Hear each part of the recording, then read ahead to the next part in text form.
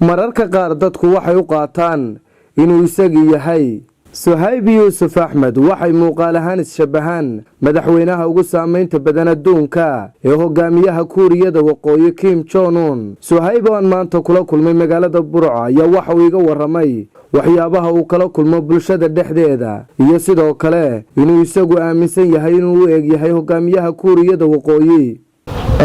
ninkan madaxweynaha Kuuriyada Waqooyi ee lagu magacaabo Kim Jong Un hilaadii waqtigii 2017 ayaan anigu ma aqoonsanayn in dhowr qof oo saaxiib nahay ayay wili wasku egtiin aqoon badan iyo garasho badan oo ma lahayn markaas uu raadiyay marka 2017 waqtigaas inba dhagahay ku soo dhacay wasku egtiin markaas uu maande ogaaday inaan si dadku sheegayaan way Carabeen ma sheego dadku way iska moogtahay markaas uu ogaaday in ninka uu wax shabahi naga dhaxay Ameerikaanshia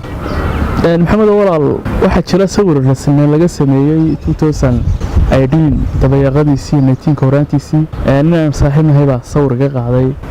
si kaftana dadana sawirkii uu eegaysay madaxweynaha heer buu gaaray sawirkii la weydiiyo labada nin ma walaala ma mataana ma isagii uunba oo kala yar falcelin aad u badan baan sawirka ka helay inaan madaxweynaha oo kahay waanan aqoonsaday inaan isu eegnahay niyo dabeecad waxa weeyaan ninka wadaagno aan qoran karo way jirtaa ma jirto marka waxa weeyaan ninka inaan muuqaal ahaan isku eegnahay mooyaane daana qof islaam ahay oo waxa weeyaan dabeecadaada iyo dhaqankaagu islaamnimada wax islaamku faray weeyaan marka isku eegaashiye mooyaan wajiye laakiin wax dabeecado ninka naga dhaxeeya ma jiro saasaanan aaminsan maxamed walaal waa su'aal fiican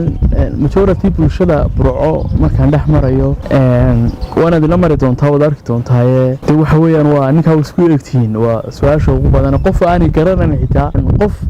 aan social media xitaa igu arko marka uu arkay inuu yiraahdo ninka Kim Jong Un maxay isku tihiin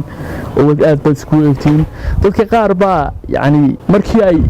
iyagoo yaqaan sawirkaas social media soo galayaan suuqna Kim Jong Un magacay intay ignore gareeyeen ay ku qorteen magacii Kim Jong Un nabarkaygi ku save gareeyeen waxa doolan karaa uu ninkaas shabahaygay ee kaasheeyay waa boqolkiiba 80 inta igu salaantay magacayga inta Kim Jong Un igu salaantay wax badan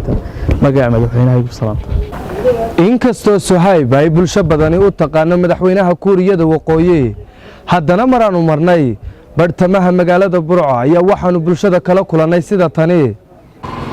waxa weeyaan isku kaashiyaas wada jiraayo dadku assalaamu calaykum madaxweynaha Kuuriyada waa ninka ka soo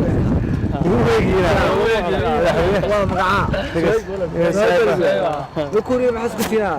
abada waa isku kaashiyo jira ma asad ku nool marka